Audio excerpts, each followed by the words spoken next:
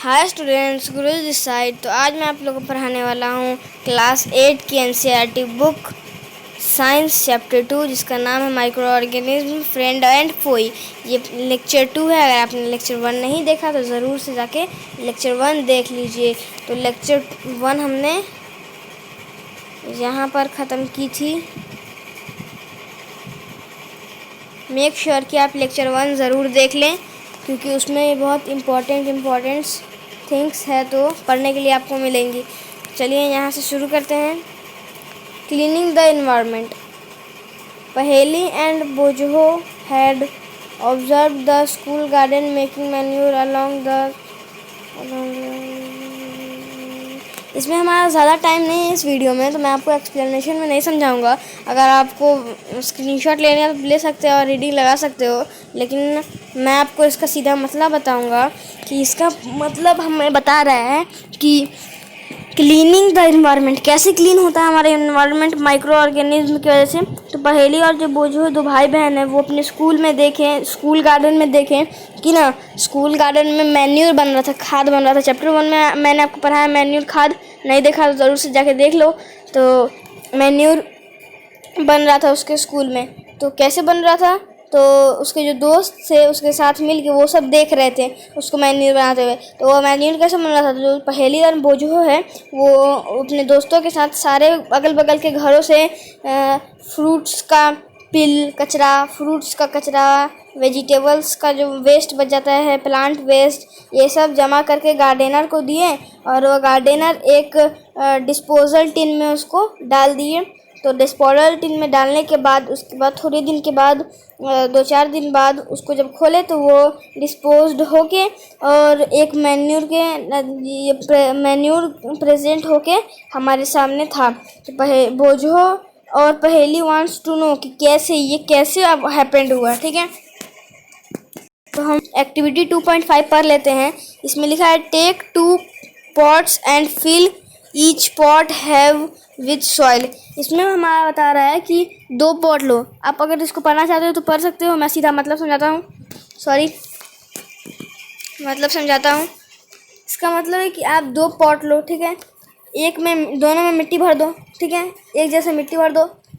Pot ए नाम रख दो और पॉट बी नाम रख दो। पॉट ए में सिर्फ डालना है आपको प्लांट वेस्ट, ठीक है। लेकिन पॉट बी में आपको डालना है, क्या क्या डालना है, प्लास्टिक बैग्स डालना है, पॉलीथीन्स डालने हैं, प्लास्टिक टॉयज टूटे हुए डालने हैं, ब्रोकन प्लास्टिक ग्लासेस डालनी है, ठीक है। ये सब आपको डालनी है उसमें, ठीक है। तो थोड़े दिनों बाद 3 से 4 हफ्तों बाद आपको दोनों को ऑब्जर्व करना है। तो जो प्लांट वेस्ट होगा वो आपको दिखाई नहीं देगा, लेकिन जो ये पॉट बी में ये सब हमारा पॉलीथीन का कचरा था, ब्रोकन ग्लास था, प्लास्टिक टॉयज था, ये सब आपको वैसे का वैसा ही दिखेगा, ठीक है। क्योंकि आगे बढ़ते हैं, यहाँ पे लिखा हुआ है कि उसमें क्यों हैपेंड हो गया और वो मैन्यूर क्यों बन गया प्लांट वेस्ट, और ये वैसा का वैसा क्यों रह गया। तो इसमें बता रहा है कि जो प्लांट वेस्ट है ये उस मैन्यूर में बदलने की क्षमता वो रखता है हमारा ये माइक्रो ऑर्गेनिज्म। लेकिन वो जो हार्ड है, plastic bags, broken plastic toys, sorry for the mistake, ये सब हमारा एबिलिटी नहीं है माइक्रो ऑर्गेनिज्म में कि इसको वो इस पर एक्ट करके वो उसको कन्वर्ट कर दें मैन्यूर में। ये उसमें ताकत नहीं है। यहाँ पे मैं जहाँ पे पॉइंट कर रहा हूँ वहाँ से पढ़ना स्टार्ट करते हैं। You often see large amount of dead organic matter in the form of decaying plants and sometimes dead animals on the ground, ठीक है। कभी कभी आप लोग ऐसा पाए होंगे कि डेड ऑर्गेनिक मैटर मतलब ऑर्गेनिज्म है लेकिन वो डेड है, डिकेइंग है। रोड पे पड़े हुए प्लांट वेस्ट को, एनिमल्स को, मतलब जो गाड़ी मार के चली जाती है उसको देखे होंगे आप।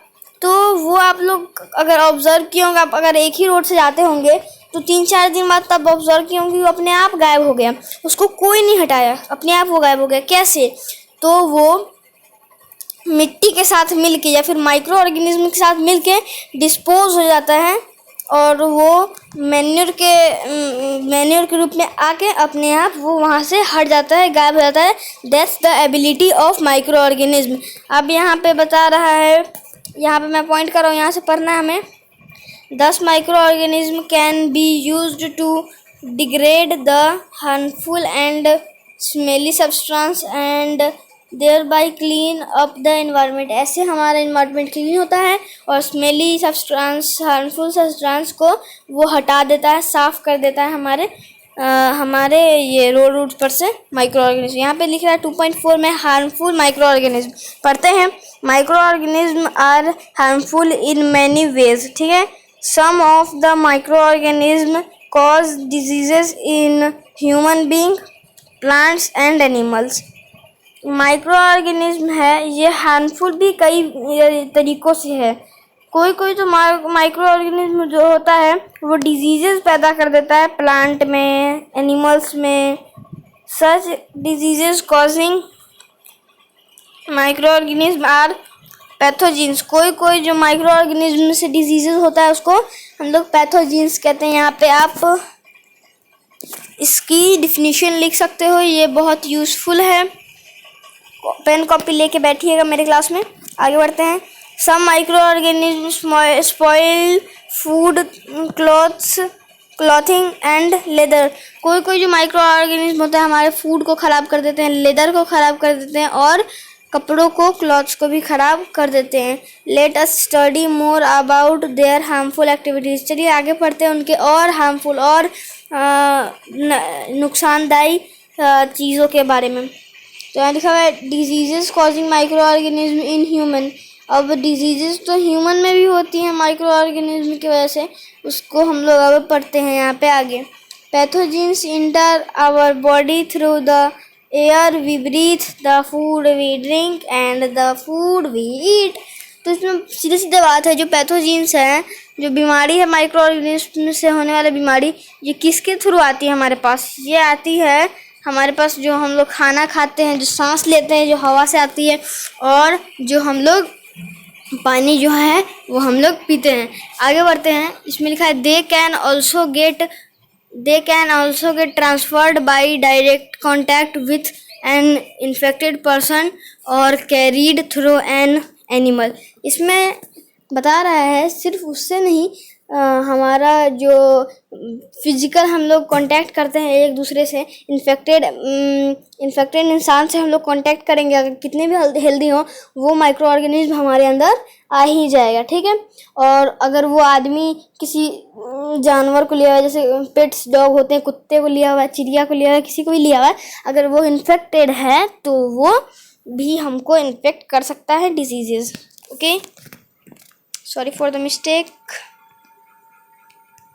यहाँ मैं शो कर रहा हूँ, यहाँ से पढ़ना है। They can also get transmitted by direct contact with an infected, sorry ये तो हम लोग पढ़ चुके हैं। Microbial diseases that can spread from an infected person to a healthy person through air, water, food और physical contact are called communicable disease. यहाँ पे क्या बता रहा है कि जो यहाँ पे बता रहा है कि जो हम लोग ये इन्फेक्टेड इंसान के कांटेक्ट में आएंगे, वो हम लोग को क्या स्प्रेड करेगा? इन्फेक्शन स्प्रेड करेगा, ठीक है। तो हम लोग चाहे कितने भी हेल्दी हो, अगर हम लोग वो छींकेगा और वो हवा में स्प्रेड हो जाएगा, तो सांस तो हम लोग भी लेते हैं, सांस कितने देर तक ज़्यादा से ज़्यादा रोक पाएंगे? तो water we drink, air we breathe and food we eat, इन सारे चीज़ों से जो हमारा फिज़िकल कांटेक्ट से होता है बीमारियाँ, उसको हम लोग कम्युनिकेबल डिजीजेस कहते हैं।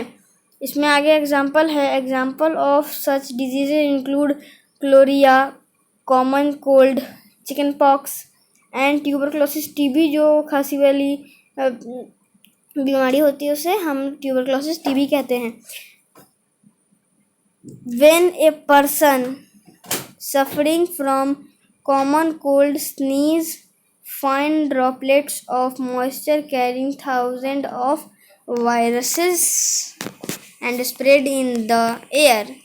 मतलब जैसे कि कोई एक पर्सन है, ठीक है, कोई एक पर्सन है, ठीक है, वो एक सेकेंड,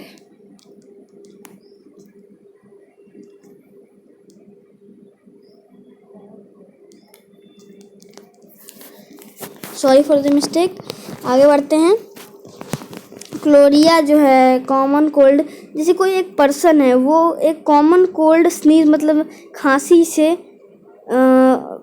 सफरिंग कर रहा है, उससे गुजर रहा है, लेकिन अगर वो एक बार छींका, उससे हम बहुत दूर भी हैं तो एक फाइन ड्रॉपलेट, एक अच्छा ड्रॉपलेट मतलब एक बूंद भी बहुत थाउजेंड ऑफ वायरस कैरी करता है हवा में स्प्रेड होने के लिए। एक बूंद ही काफ़ी है, छींक का एक बूंद ही काफ़ी है, ठीक है। आगे बढ़ते हैं। द वायरस में enter the body of A healthy person while breathing. कैसे आएगा ये हमारे बॉडी में? तो कोई हेल्दी पर्सन है, वो अगर सांस लेता है, हवा में स्प्रेड है उसका वायरस, उसके अंदर जाएगा, उसको भी बीमारी हो जाएगा, जैसे अभी कोरोना वायरस चला हुआ है।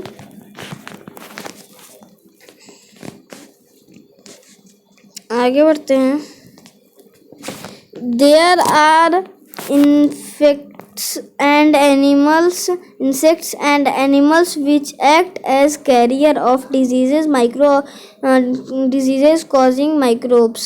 इसमें बता रहा है मेरे भाई स्टूडेंट्स, इसमें बता रहा है कि इंसेक्ट्स जो होते हैं, एनिमल्स जो होते हैं, वो भी गुड कैरियर होते हैं, किसके? माइक्रो ऑर्गेनिज्म वाले डिजीजेस के कैरियर्स, गुड कैरियर्स। इसमें लिखा है house fly is one such carrier. House fly भी एक कैरियर है। The flies sit on the garbage and animal excreta. मतलब जैसे कि जो फ्लाइज मतलब जो मक्खी उक्खी होती है वो गार्बेज पे बैठती है, गंदगी पे बैठती है। एनिमल्स तो बाहर में ही बाथरूम करते हैं, मतलब बाथरूम हमारे लैंग्वेज में, तो उस पर बैठती है और उससे वही कैरियर होती है, हमारे घर में आ जाती है, हमारे बॉडीज़ पे बैठ जाती है, वही एक कैरियर होती है। फ्लाइज कैरियर होती है हमारे ये कैरियर होती है डिजीजेस की, ठीक है। तो आगे बढ़ते हैं। Pathogens stick to their body. Pathogen मैंने क्या बताया, यहाँ पे आप देख सकते हो पैथोजेन, जहाँ मैं शो कर रहा हूँ अपने हैंड को। क्या होता है कि पैथोजेन बड़ा वहाँ नहीं, यहाँ pathogen stick to their body, उसके बॉडी पे पैथोजेन होता है, ठीक है। When this flies sit on uncovered food they may transfer the pathogens. मतलब जब वो फ्लाइज बैठ के आती हैं गंदगी से, गार्बेजेस से, और हमारे खाने पे बैठ जाती है, अनकवर्ड फूड पे बैठ जाती हैं, तो हमारा खाना बर्बाद हो जाता है और हमारे खाने में पैथोजेंस आ जाते हैं। हाउएवर ईट्स द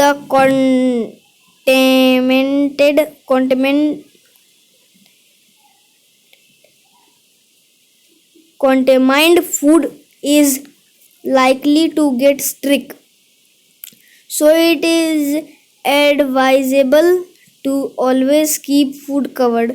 मतलब ये बताया ना कि पैथोजेंस हमारे अंदर कैसे आ जा सकते हैं, तो इसीलिए हमें रेकमेंड किया जाता है, कहा जाता है कि हमेशा कवर्ड फूड को ही खाएं या फिर खाने को हमेशा कवर्ड रखें। Avoid consuming uncovered food items. इसमें बता रहा है कि अवॉइड करें, मतलब उसको अवॉइड करें, अनकवर्ड फूड्स को, सॉरी अनकवर्ड फूड को आप अवॉइड ही करें ज़्यादा, ठीक है। Another example of a carrier is the female anopheles mosquito. मेरे भाई इसमें बता रहा है जो कैरियर होते हैं, अच्छे कैरियर, मेन कैरियर जो होते हैं इन सब फूड पॉइजनिंग, सॉरी पैथोजेंस के जो कैरियर होते हैं उसका नाम है फीमेल एनोफिलिस मस्क्यूटो, ठीक है। Which carries the parasite of malaria, malaria उससे हमको मलेरिया बहुत हो सकता है, मलेरिया का बहुत खतरा है उससे, फीमेल से। Female aedes mosquito acts as carrier of dengue virus. Dengue virus का कैरियर सबसे अच्छा यही होता है, फीमेल एडिस मॉस्किटो। आगे बढ़ते हैं। How can we control the spread of malaria और डेंगू। तो इसमें बता रहा है, यही है फीमेल का फोटो। एक सेकेंड रुक जाइए, यही है फोटो फीमेल। दुष्ट प्राणी बच्चों को परेशान करते हैं।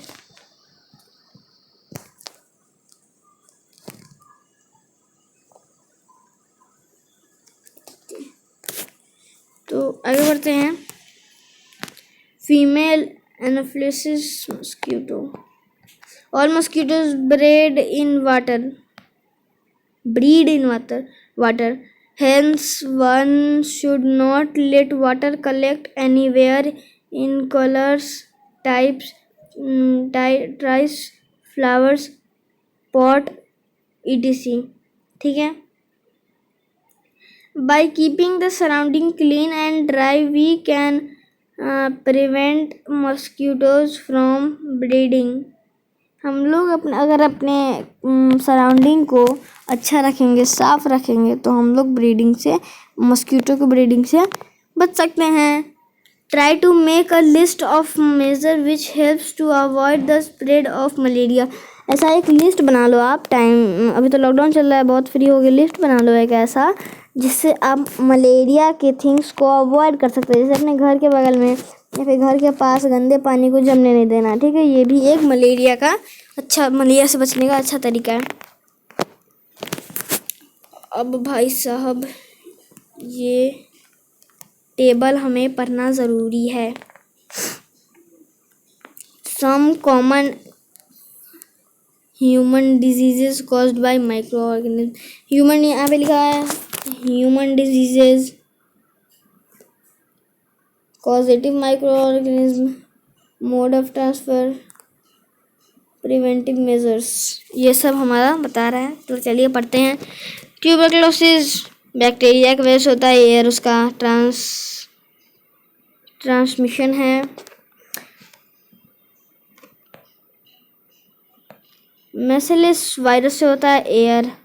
कोरोना वायरस से होता है, सॉरी चिकन पॉक्स वायरस से होता है, एयर कांटेक्ट मतलब फिजिकल कांटेक्ट से होता है और एयर से होता है। पोलियो वायरस होता है, एयर से होता है, वाटर से होता है। क्लोरिया बैक्टीरिया से होता है, वाटर से होता है, फूड से होता है। टाइफाइड बैक्टीरिया से होता है, वाटर से होता है। हेपेटाइटिस ए वायरस होता है, वाटर उसका ट्रांसमिशन है। लास्ट में भाई मलेरिया प्रोटोजोआ से होता है और मस्क्यूटोस का ये है कैरियर है। इसमें भाई एलगी बहुत साफ़ सुथरा है, एलगी हमारे बगल में रहता है लेकिन वो हम लोग को कोई बीमारी नहीं पहुंचाता है, ठीक है।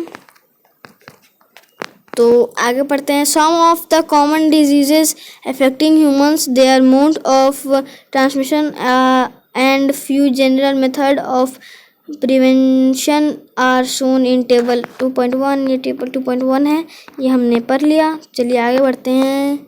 Diseases causing micro organism in animal में कैसे होते हैं। तो several micro organism not only cause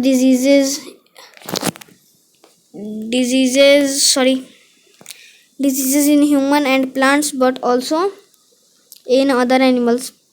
micro organism सिर्फ ह्यूमन और प्लांट में नहीं होते हैं, डिजीज़ नहीं करते, वो एनिमल्स में भी डिजीज़ कर देते हैं। बहुत खचरा बहुत बदमाश है ये माइक्रो ऑर्गेनिज्म, अच्छे भी हैं बदमाश भी हैं। For example, anthrax is a dangerous human and cattle diseases caused by a bacteria. Foot and mouth disease of cattle is caused by a virus। जो anthrax is dangerous human and cattle disease। Cattle के लिए और human के लिए सबसे ज़्यादा ये serious disease है, हार्मफुल डिजीज़ है, डेंजरस डिजीज़ है एंथ्रैक्स। ठीक है, यहाँ पे foot and mouth disease, foot and mouth मतलब घुटना और मुंह का जो डिजीज़ है ये होता है वायरस की वजह से, और कैटल के लिए बहुत सीरियस डिजीज़ है। Diseases causing micro organism in animals. ठीक है, several micro organism cause diseases in plant like wheat, rice, potato, sugarcane, orange, Apple and other. ज़्यादातर इन्हीं क्रॉप्स में डिजीजेज होती हैं। किसमें किसमें मेरे बच्चों? वीट्स में, शुगरकेन में, ऑरेंज, एप्पल, राइस, पोटैटो, आलू, इन सब में। ठीक है, the diseases reduce the yield of crop. Disease की वजह से ज़्यादा लाभ होता है हमारे क्रॉप में। इसमें तो ये लिखा है see table 2.2 for some such plants diseases. ठीक है, 2.2 टेबल्स हम लोग को देखना है प्लांट डिजीज के लिए। They can be controlled by the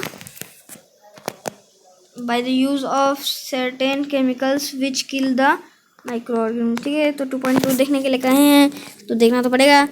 यहाँ पे लिखा है some common plant diseases caused by micro organism. यहाँ पे लिखा plant disease is micro organism mode of transport, और फिगर्स यहाँ पे दिया हुआ है। फिगर्स बहुत पसंद है मुझे। यहाँ पे लिखा है साइटेरस कैंसर बैक्टीरिया है, एयर के थ्रू फैलता है। रस्ट ऑफ वीट, झड़ने लगता है जो वीट, उसको कहते हैं हम लोग फंगी की वजह से होता है। एयर और गंदे सीड की वजह से होता है ये। यहाँ पे आपको पिक्चर शो हो रहा है दोनों में। फिर yellow vein mosaic of bhindi the okra, इसको भी ओकरा भी कहते हैं, वायरस की वजह से होता है। इंसेक्ट इसके ये होते हैं ट्रांसपोर्ट वाले प्रोड्यूसर। यहाँ पे जो शो कर रहा हूँ मैं, फूड पॉइजनिंग मेरे बच्चों, फूड पॉइजनिंग। यहाँ पे Boojho was invited by his friend to a party and he ate a variety of food stuff. On reaching home he started vomiting and had to be taken to hospital। Boojho जो है वो अपने दोस्तों को बुलाया अपने घर पे, लेकिन जब वो बुलाया दोस्तों को तो उसके घर पे तो वो वोमिटिंग करना स्टार्ट कर दिया। वोमिटिंग मतलब उल्टी करना स्टार्ट हो गया, तो वो सीधा हॉस्पिटल में पहुंचा। खाना बहुत तरह का बना हुआ था तो सीधा हॉस्पिटल में पहुंचा।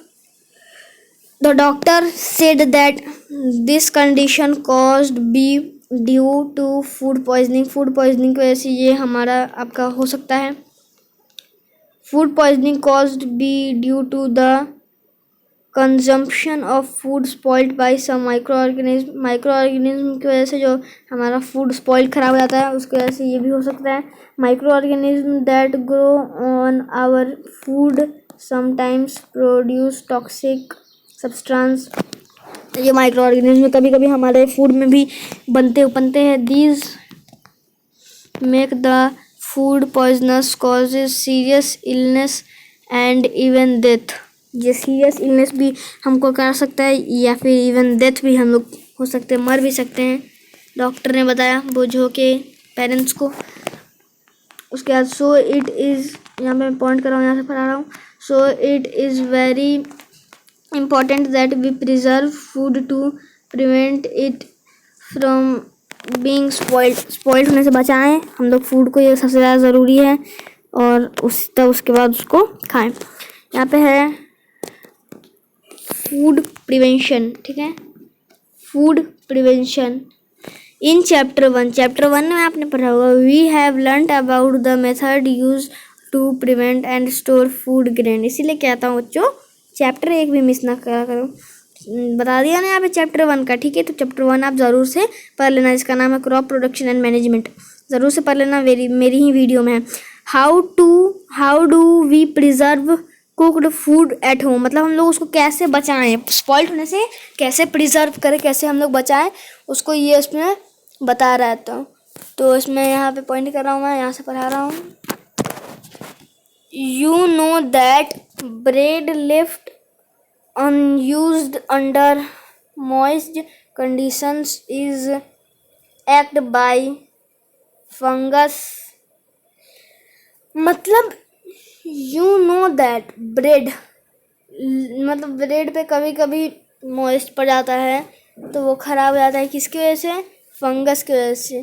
तो micro organism spoiled our food, micro organism हमारा फूड को स्पॉइल कर देता है। Spoiled food items had smell and has a bad taste and colour change, मतलब स्पॉइल्ड फूड, ख़राब खाने का गंदा स्मेल होता है। क्या क्या उसकी निशानियाँ होती हैं? गंदे स्मेल होता है उसका, फिर वो खाना कलर उसका चेंज हो जाता है और वो स्मेल मतलब महकने लगता है।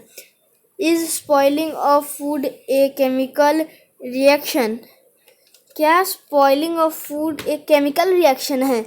तो आगे बढ़ते हैं। ये क्वेश्चन पूछ रहा है, तो Paheli bought some mangoes but she couldn't eat them for a few days. वो पहेली जो है, जो लड़की है इसमें, जहाँ पे मैं पॉइंट कर रहा हूँ आपको, ये लड़की, ये जो है आम खरीद के लाई दुकान से, पर वो थोड़े दिन तक उसको खा नहीं पाई।